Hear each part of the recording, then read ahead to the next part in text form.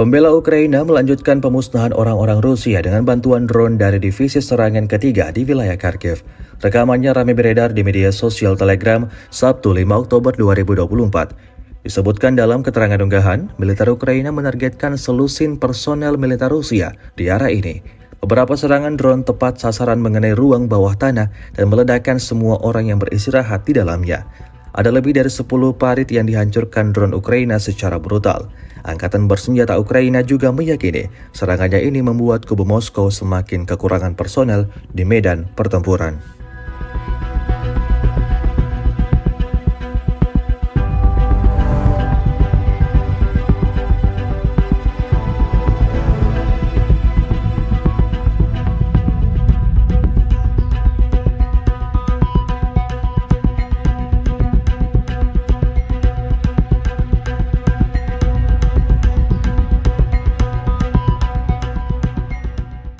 Download Tribun X sekarang, menghadirkan lokal menjadi Indonesia.